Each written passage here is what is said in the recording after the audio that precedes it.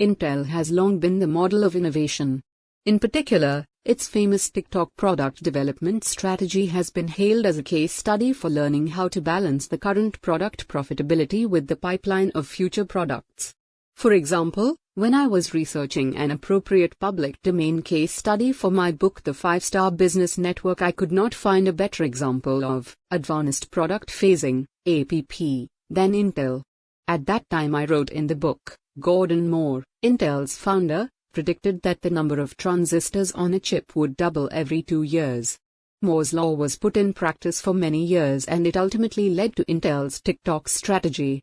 Intel's TikTok strategy was developed in 2007 and refers to the change in their processor technology. Each year, the ticks and talks alternate. Ticks refer to downsizing of the previous microarchitecture and talks refers to new microarchitecture. During a tick cycle, new process technology is developed, which enhances the performance of previously produced microprocessors. A talk cycle consists of an entirely new processor or product. Many say that this rhythm of development sets Intel apart from other companies, as having a fixed timeline allows the business to produce products at predetermined intervals, and yet manage the product profitability carefully. Intel has successfully alternated and delivered the next generation of silicon technology as well as new processor microarchitecture year after year. Pontech.net. Overall, Intel appears to be doing the impossible, investing in new technology while simultaneously maintaining and investing in their existing product lineup developments. This system creates a pipeline of continuously flowing products, which are both innovative and sold in large volume, making Intel one of the most successful Fortune 500 companies while producing the largest amount of microprocessors in the world. Intel managed its transition from a manufacturer of memory to microprocessors admirably. During the transition from memory to microprocessors, Intel's number one concern was becoming the best microprocessor company. Former CEO Andy Grove created a system called Strategic Long-Range Planning. Essentially, this strategic framework allowed Grove to do things his way.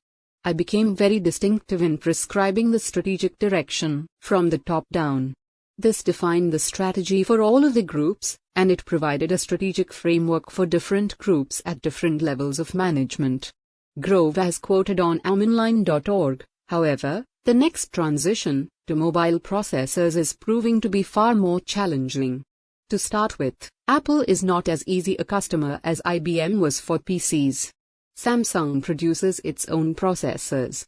Other players in smartphone market are too small to give any economies of scale in large-scale manufacturing. While quarterly profits do not tell a full story, Intel has just announced the second quarter in a row where its profit fell more than 25%. This report in Wall Street Journal carries the full story. In its press release, Intel said, amidst market softness, Intel performed well in the first quarter and I'm excited about what lies ahead for the company, said Paul Otellini, Intel president and CEO.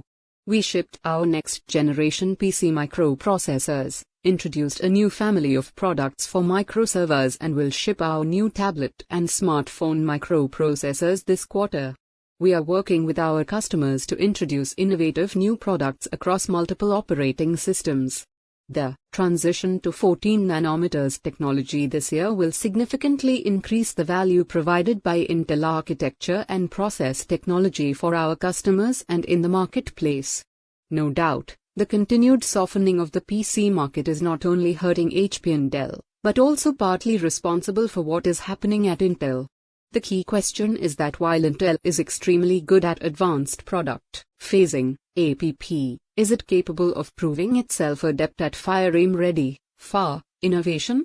Without innovation, and creation of new product for where the market is moving to, cloud-based mobile gadgets, Intel is likely to continue to lose ground.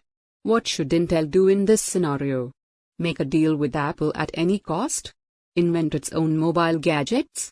Help create an equivalent of Dell for the mobile market? What else? Your comments are welcome below. Read synopsis of the 5-Star Business Network's review. The 5-Star Business Network's